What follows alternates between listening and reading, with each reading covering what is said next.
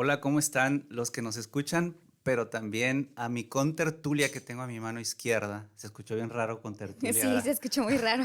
A quien dialoga conmigo, que estoy contento de que esté aquí a mi lado. Tenemos mucho tiempo de conocernos y el día de hoy vamos a compartir también un interesante tema. Quiero que se presente ella. Preséntate, por favor. Bueno, yo soy Alma de la Garza y estoy también muy feliz de estar aquí. Soy de la Iglesia de la Roca y bueno, pues ya feliz de estar en un programa más del conversatorio. Así es, yo soy Francisco Blanco, servidor, y pues sí, como dice Alma, estamos en el conversatorio. Ya estamos grabando, ¿qué capítulo es? Que es el 9, ¿no? Haya producción que nos ponga al tanto. ¿Es entre el 9 y el 10? No, es el 9. Es el 9 y es una palabra que nada más de escucharla en ocasiones puede darnos como escalofríos, ¿no? Como que juicio. De hecho, sí, o sea, juicio. O sea, de volada, ¿qué piensas? Derecho, ¿no? Sí. Yo pienso en eso. Bueno, yo Y, pienso en eso, ¿verdad? y estás un poquito influenciada, déjenme decirles que Alma es egresada de la carrera de Derecho y yo creo que ella puede tener algunas ideas interesantes. Si te preguntan qué es juicio, a ver, platícanos un poquito sobre la palabra juicio para ir entendiendo. Claro, bueno, con los libros que he leído con base en toda esa información, pues he creado la definición de que juicio es cuando dos partes tienen algún problema y necesitan resolverlo, necesitan llegar a lo que se pueda llegar a más justicia, ¿verdad? Porque justicia completamente no hay. Pero bueno, son dos partes que tienen un problema, un conflicto, van ante una autoridad y trata de mediar para poder llegar a una resolución. Interesante. Y también interesante que digas que dijiste como una plena justicia no hay. Sí, no, nunca va a haber un... De hecho, o sea, nunca va a haber como justicia plena en las dos partes. Una siempre queda inconforme, la otra no, o las dos inconformes. Pero lo que se trata de llegar es llegar a una resolución, sea justa o no.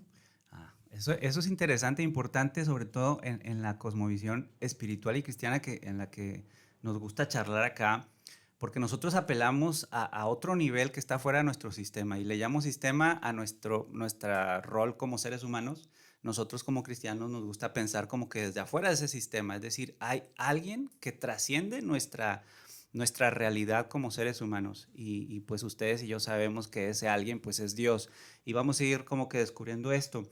Hace un momento, esta interesante definición yo le sumaría, desde el punto de vista más ontológico, filosófico, entendemos el juicio como un proceso mental que posee la virtud o no, y hago ese paréntesis, puede poseer la virtud o no de discernir entre o distinguir entre lo bueno y lo malo, y lo que es falso y lo que es verdadero. Entonces, resulta positivo o muy relevante como que nosotros detenernos a pensar sobre esta palabrita que es el juicio, ¿no? Así es. Y de hecho, si me permites decirte cómo más o menos funciona un juicio, el juicio se divide en tres etapas. La primera es de investigación. Allí ellos, pues, como allí se presentan las partes en el juicio ante la autoridad, se investiga. Ya en la segunda parte, se llama intermedia, allí se admiten, ofrecen y desahogan pruebas. Ya en la tercera, el juez emite, bueno, las partes dan alegatos y después ya se da una resolución final, la sentencia por el juez. Y de hecho también te quería decir que muy extraño porque cuando nosotros hacemos juicios somos muy como de apuntar, de decir sí tú, sí tú. Y en la ley literalmente no puedes decir a una persona tú eres culpable. Se le llama imputado, o sea, ni siquiera Imputado. se le puede llamar culpable. Hasta el final ya pueden dar una resolución, ya si es culpable o no, pero desde el principio no se puede dar esa palabra. Qué interesante y qué bueno que te invité, Alma, porque pues, nos estás ahí desmitificando algunos conceptos. Y me quedé pensando también en un tema que se ha hecho relevante en nuestra época, que es la presunción de inocencia. A mí me gusta mucho seguir la política española, la política argentina, porque me resultan interesantes los sucesos que ahí pasan. Y hay un grave problema con cómo se están presentando nuevas iniciativas de ley en donde se pone en tela de duda la presunción de inocencia. Yo siempre he pensado que, bueno, tiene mucha lógica, es decir, no puedo declarar a alguien culpable hasta que se desahoguen todas las pruebas, ¿verdad? Y hasta que haya un veredicto, no sé, así como lo estás poniendo tú, resultaría muy peligroso una sociedad que comienza a emitir juicios a priori o a quitar esta etapa del proceso de enjuiciamiento, que es la presunción de inocencia, ¿no? Sería como que un riesgo para nuestra estabilidad moral. Me ha pasado, sobre todo en las leyes, bueno, me tocó escuchar, mejor dicho, hay algunas leyes de igualdad, pero mal concebidas, ¿sabes? Porque eh, hay una ley que ahorita los españoles le llaman la ley del sí o sí, es decir, con la simple declaración de una chica que acusa a su novio o a una persona, la ley va y le pide respuestas como si fuera en realidad el culpable directo y no el implicado, el imputado, dijiste, ¿verdad? Imputado, Eso es muy sí. peligroso, ¿no? Para una sociedad. Sí, claro, porque pues cualquier persona podría culparte y ahora qué va a pasar. Entonces sí, también ahora con eso que dices de la presunción de inocencia es para poder desahogar, decir tus pruebas para ver si eres o no eres, o sea, no simplemente si eres culpable. O sea, no, sí, Exacto. también tiene que haber un proceso para poder pues hacer la presunción de inocencia como lo mencionabas. Así es. No puedo dejar de pensar en un caso, Alma, que tiene que ver con estos procesos de justicia. Y vamos a ir entrando, bueno, no me voy a adelantar, no voy a tirar spoilers, pero me está dando mucho vuelta en la cabeza un caso que es muy sonado y seguramente los que nos están escuchando o viendo les van a traer al pensamiento.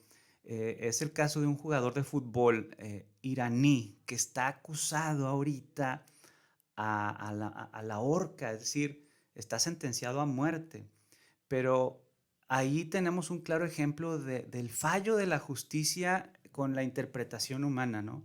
Porque por más que sepamos que Irán vive en una teología, perdón, en un gobierno teocrático con el Islam como base de su doctrina política, pues es moralmente incorrecto emitir un juicio en contra de alguien para que muera solamente por el hecho de levantar la voz en favor de los derechos de las mujeres. Bueno, todo esto empieza porque una de las chicas que recientemente fue asesinada, eh, Masha, Masha Manay, algo así se llama, si la googlean ahí la van a encontrar, le quitaron la vida porque la policía moral, y también es otro concepto que me suena a mí muy chistoso, pero lo digo con respeto por la situación, pero me suena chistoso una policía de lo moral y sobre todo por lo que hicieron. La vieron que no cumplía con las normas de vestimenta, allá sí las ven con el fleco de fuera, con el cabello suelto, con la ropa inadecuada, la policía moral tiene la facultad de ir y llevarte preso. Entonces, dicen, o las pruebas que se están desahogando, de hecho algunas televisoras iraníes han puesto radiografías de la cabeza de la chica ya después de post-mortem, ¿no? Y piensan que la asesinaron y que la mataron a golpes. ¿Por qué? Pues por un claro delito de odio, solamente por un pensamiento extremista. Entonces, este futbolista alza la voz y declara que es injusto y ahora él lo están sentenciando a muerte. ¿Cómo ves ese caso? O sea, sí, sí lo veo muy extremo, pero no sé si ahorita te acuerdas que te comenté que a veces en derecho no existe la moral. Ujú. O sea, tal vez de que puede verse que no es correcto, pero si la ley dice que es esto, la ley es la ley. O Ok. sea, de hecho tenemos algo que es, la ley es dura, pero es la ley. Ajá. Entonces, aunque la ley sea dura, se tiene que cumplir. Así Ok. que moralmente tal vez no es correcto o él estaba en defensa de esa persona, pero si hay un estatuto, si se dictó en una constitución, se tiene que seguir. Entonces, sí, muchas veces, pues tal vez por eso te digo que a veces no se llega a una justicia porque pues no interviene la moral, Ok. los sentimientos, o sea, no hay sentimientos, no hay nada. Estás diciendo algo muy interesante, sobre todo para esta charla, porque es allí donde yo quiero introducir precisamente nuestra cosmovisión como cristianos. Hay fallos como seres humanos al momento de interpretar la moralidad. Hay fallos y sesgos y incluso perversiones, ¿verdad? De la forma de hacer gobierno, de la forma de hacer política, nosotros como seres humanos a veces nos convertimos en el mismo cáncer de la sociedad de la cual nosotros formamos parte. Entonces, ¿qué es lo que va a sanar esto? Porque, ok, existen instituciones, pero instituciones se corrompen, no son susceptibles a corromperse. Existe política, pero los políticos muchas veces no obran conforme a la ética que se esperaría de ellos. Existen leyes, pero muchas veces son interpretadas incorrectamente o son puestas a la medida de la perversidad de los políticos o de las personas que quieren lograr ciertos objetivos egoístas. Entonces nos vamos analizando y nos podemos dar cuenta que tal vez esas sean las razones por las cuales hemos pasado tantas épocas oscuras en nuestra historia como humanos. Entonces, yo ahí es donde me hace clic y yo quiero compartirles a los que nos están escuchando. Digo, a lo mejor no crees en la Biblia o no crees en Dios, pero a mí me hace mucho sentido, no sé a ti, Alma, que alguien, como decía al inicio, desde afuera de nuestro sistema como sociedad, tenga que emitir un juicio perfecto, un juicio que alcance todos nuestros sectores de la vida, que tenga que venir a restaurar y a restablecer aquello que nosotros hemos desfigurado. No sé si los que nos escuchan me alcanzan a entender lo que digo, no sé qué opinas tú, Alma, pero a mí como cristiano me hace mucho sentido esto, porque digo, si como seres humanos vamos a continuar carcomiendo el mundo o provocando nosotros mismos el cáncer del mundo, pues ¿en qué momento vamos a sanar o nuestra sociedad va a ser restaurada, ¿no? Así es. Y como dices, es necesario que un ser supremo venga a hacer ese juicio. Pero si te das cuenta, también en la Biblia podemos encontrar que también nos da la solución porque nos da un abogado. Y después él dice que, o sea, que el padre no juzga a nadie. Entonces se lo deja al hijo y el hijo es el abogado. Entonces tenemos todo resuelto, no sé si te das cuenta. Nada que ver con el derecho, sino que aquí sí hay sentimientos, aquí sí se ve por el ser humano, por la persona, porque Dios nos ama. Entonces, de una vez también ya nos dio la solución y el abogado y todo. Entonces ya todo Sí. está perfectamente. Además, bien lo dices, además del sentimiento se va un poquito más allá y nos propone un cerco, yo lo veo así como que un cerco de gracia, ¿no? Un cerco de gracia en donde dice, bástate mi gracia. Y bástate mi gracia, siéntete tranquilo, métete al redil porque sé que eres imperfecto y vienes de allá de afuera. Voy a utilizar la palabra de una vecina que era cristiana y siempre nos contaba unas historias muy bonitas, bueno, la señora Doña Licha, así le decíamos, y nos enseñaba con muchas metáforas, era una persona muy inteligente y siempre ella nos decía, vengo desde el cochinero, ella decía que el cochinero pues es esa vida que a veces con la que a veces nosotros nos encontramos en donde hay tristeza, hay desesperanza, hay muchas luchas, hay muchas pruebas, eh, que hay inflación, ¿verdad? Hablando económicamente, a todo eso le decía el cochinero, ¿no? Entonces ella decía, vengo desde el cochinero y voy a entrar a un redil en donde me siento seguro, aunque no soy indigno. Es decir, Dios te dice, bástate mi gracia, aquí está mi redil, ven y yo sé que no eres digno tú, pero a través de mi gracia, a través de lo que yo te ofrezco, te voy a hacer digno. Ay, un concepto bien padre, ¿no? Sí, porque pues la gente normalmente juzga y ya con eso, con ese intermediario, con ese intercesor, pues ya podemos tener como un poquito más de, ¿cómo podría decirlo? Como de derecho de presentarnos, ¿no? Así es. Así es. ¿Te han juzgado a ti? Claro, ¿Cuántas veces? muchas veces. Yo quiero decir que la que ahora es mi esposa, bueno, o sea, va de juicios a juicios, ¿no? Pero Sí, claro. hace rato definía el concepto ontológico de emitir un juicio a priori y que muchas veces lo hacemos porque observamos una persona y con nuestras ideas preconcebidas o con nuestro sistema de valores, nuestros conocimientos, nuestras vivencias, eh, con ese espectro que tenemos en nuestros ojos, juzgamos a las personas, pero somos bien chistosos como seres humanos. A veces ni las conocemos, Alma, ni las conocemos y ya juzgamos, ¿no? Entonces, me pasó con Ale que éramos novios. Bueno, antes de ser novios, obviamente nos conocíamos de lejos, nada más de saludarnos, pero ya cuando empezamos a acercarnos un poquito más y empezamos a ser amigos, ella me dijo esto, dice, no, es que tú me caías mal, ¿no? Y yo, ¿por qué te caía mal? Si yo nunca, o sea, podría decir, el que te cae mal es el que te ha hecho algo o el que sabes que es malo con su familia. Pues a lo mejor te puede caer mal pues porque tú lo ves que obra mal. Pero en mi caso no, era bien chistoso porque me decía, no, es que yo te veía pasar. Y luego a veces traías tus gorrillas esas raras y como que te creías mucho y así.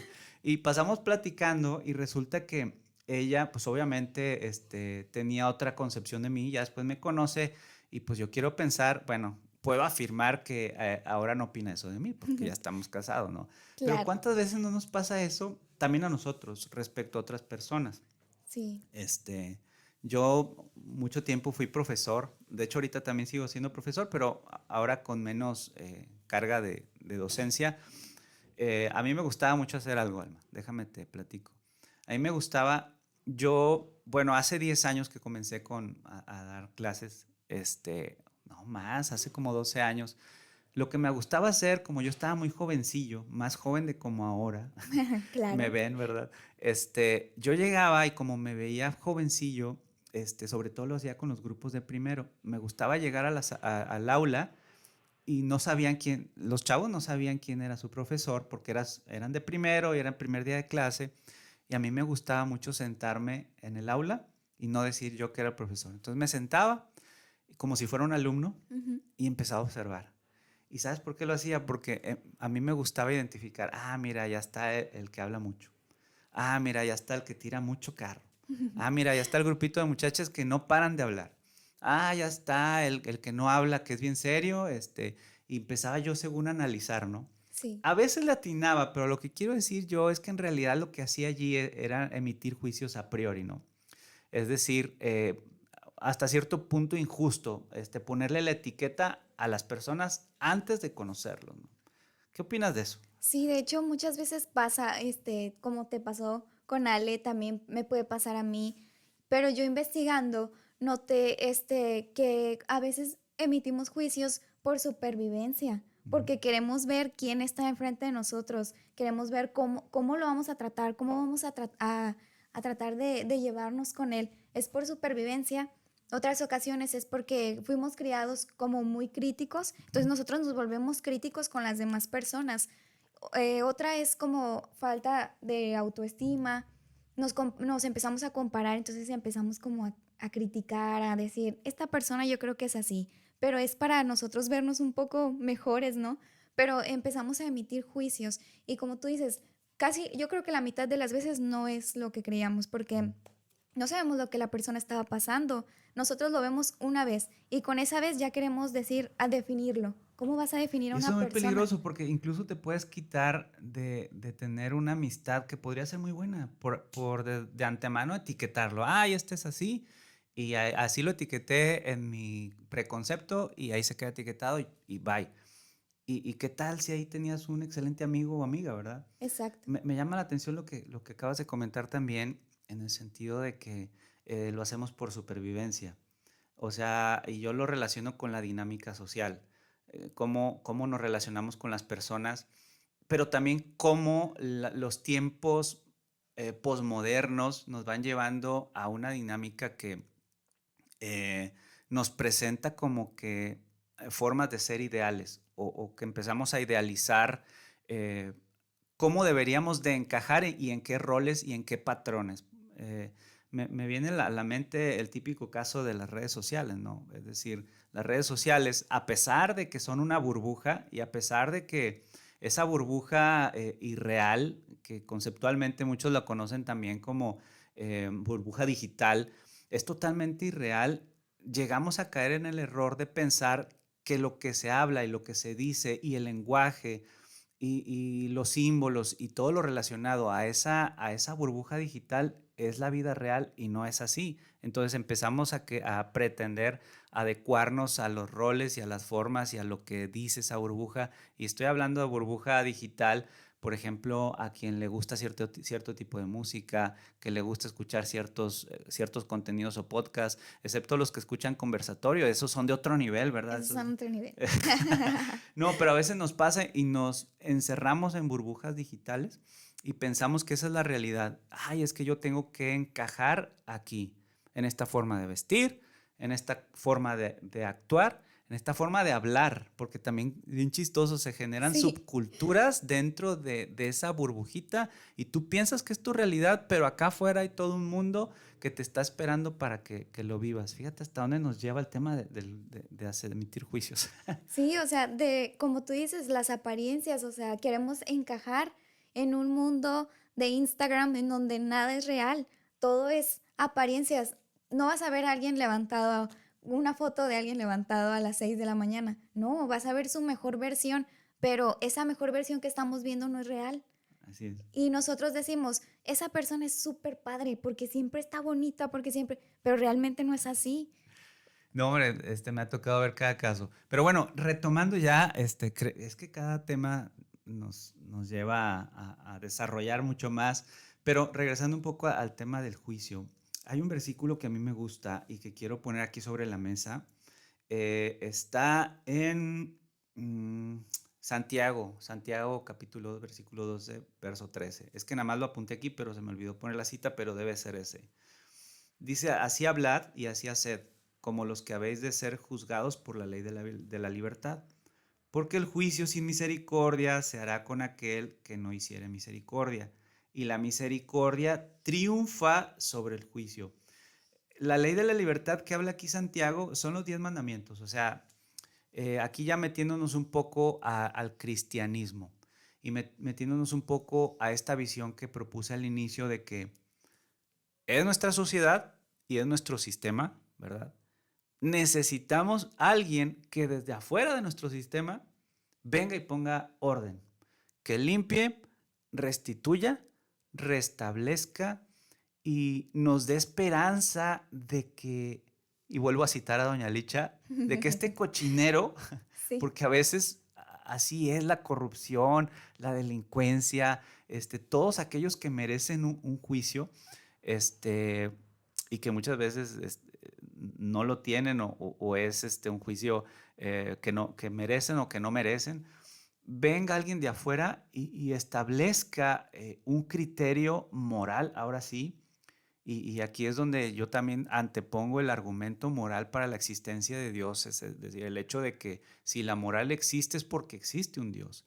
Entonces, ese Dios que trasciende nuestra realidad objetiva, ¿sí? Que está por encima de nosotros, es el único capaz de poder venir y emitir un juicio sobre nosotros, a pesar de que nosotros de antemano no merecemos lo que Él nos puede dar, pero nos lo da porque Él es así, su naturaleza es amor. Pero también del amor, y aquí quiero tocar un tema, a ver qué opinas.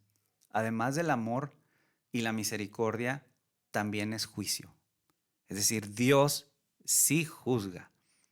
A diferencia del pensamiento un poco posmoderno de lo que ahora muchos he escuchado y yo nada más los escucho y digo, bueno, pues es tu forma de pensar, pero si quieres meterte al pensamiento cristiano, no me lo digas así o a la forma de interpretar al pensamiento de Dios, porque hay muchos que han llegado a pensar, sí creo en Dios, pero la verdad no creo que si Dios existiera, Él nos juzgaría así, porque Dios es bien buena onda y rebajan a Dios como si fuera pues un compa, ¿no? Así como los de que están aquí en la producción, que son mis amigos y todo.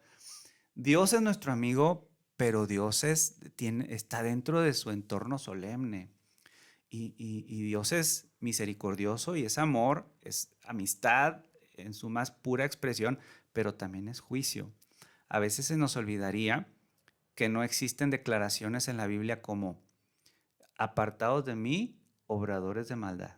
Es una frase bien difícil. Sí, O sea, a veces pensamos en Dios como Dios es amor, Dios omnipotente, sabio, perdonador. perdonador, tardo para la ira. Pero también debemos de saber que dentro de ese amor, Dios rechaza, no al pecador, sino rechaza el pecado y de esa manera Él quiere aplicar la justicia.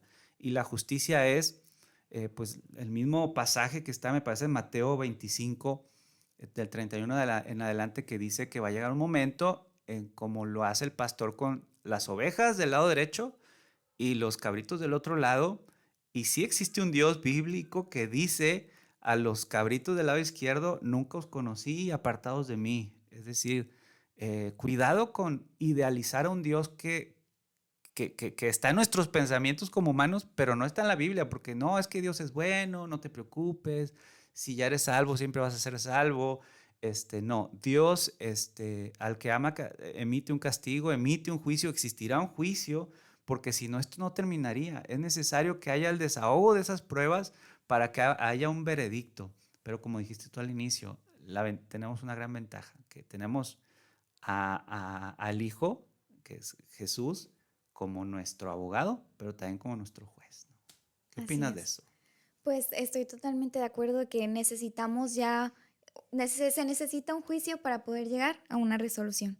Sí. Y como tú ya lo mencionaste, va a ser como cuando el juicio terrenal va a haber testigos, que son los ángeles, Sí. va a haber nuestras obras, que es, digamos, las pruebas, en los libros, que van a estar anotadas todas nuestras acciones, va a estar el juez, va a estar el abogado y va a estar el imputado, porque Sí, y al que nos acusa también, ¿verdad? así es. Ahí estás pintando tú un cuadro.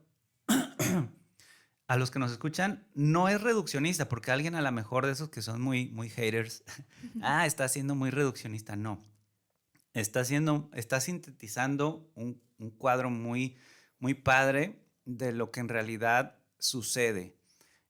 Si ya me compraste la idea de que nosotros como sociedad no tenemos un futuro y una esperanza, perdón, cuando hablo mucho así me pongo, nosotros como sociedad no tenemos un futuro, una esperanza, y debe venir un ser que venga de afuera del sistema, de afuera de nuestra realidad objetiva, un ser espiritual que es Dios, a establecer orden.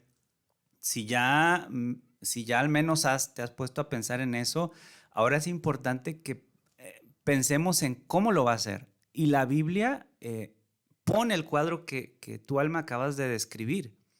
Hay un acusado que somos todos nosotros, porque el pecado o la maldad nace casi natural desde que entró el pecado al mundo. Somos, hemos sido todos, como dice Pablo a los romanos, destituidos de la gloria de Dios. Y luego tenemos a alguien, a otro ser espiritual que también le encanta acusarnos, ¿verdad? Ujú. Que es el antagonista de Dios, que todos lo conocen. Y luego, como dices, y luego en ese cuadro está el juez, ¿verdad? Que es Jesucristo también, y está también un abogado. Esta parte del abogado es interesante decirlo porque a veces depositamos la facultad de ¿está bien decir abogacía? Pues la abogacía del ser abogado en otras personas o en otras entidades o en otros personajes, y nos olvidamos de Dios. Dios, según la Biblia, y les invito a que lo busquen, o sea, dice la Biblia, 1 Juan me parece, abogado tenemos para con el Padre, a Jesucristo, ¿verdad? Es Jesucristo quien se pone como nuestro abogado intercesor y quien nos asesora durante todo el juicio. Y luego tenemos a los testigos. Los testigos pues son los ángeles. Ya aquí ya nos metimos al mundo espiritual, esos ángeles son los que llevan y dan testimonios, llevan y traen todas nuestras obras. Hace rato que platicamos tras bambalinas, comentábamos de que somos salvos por gracia, pero somos juzgados por obras, ¿no? Entonces, este cuadro que acabas de sintetizar me parece muy pertinente como que para ir cerrando, ¿no? No sé Así es. si te merezca otro comentario ya como que para ir cuadrando el cierre de esta interesante charla. Sí, solamente decir que como Dios es tan perfecto que hasta va a seguir todo un orden. A pesar de que Él es el dueño de todo, que Él puede hacer lo que Él quiera, va a seguir un orden. Literal, un juicio, testigos, demandado, demandante, abogado, todo, todo perfecto. Entonces, pues sí, pues invitar a que elijan ahora que es tiempo a Dios como su abogado para que en el juicio Él va a ser su juez. No, pues qué mejor invitación que esa. Así que, pues nada, aquí tenemos, tratamos el tema del juicio y pues con la reflexión que acaba de comentar Alma, yo creo que yo no le meto ni más ni menos. Y pues nada, Alma, ha sido un gusto compartir esta charla que representa el 9º episodio del conversatorio. Y pues muchas gracias por estar acá. ¿Cuándo vienes de nuevo? Cuando quieran. Gracias por invitarme. Yo estoy muy feliz de estar aquí y de poder aportar algo con esta profesión que no creí que podría aportar algo a la iglesia, pero creo Todo que es sí. útil, Todo créeme. es útil, todo Sí. es útil. No, la verdad nos cobraba caro, Alma, no quería Sí. venir. No es cierto. No, gracias, amigos, muchas gracias y estamos en contacto. Nos seguimos viendo por aquí.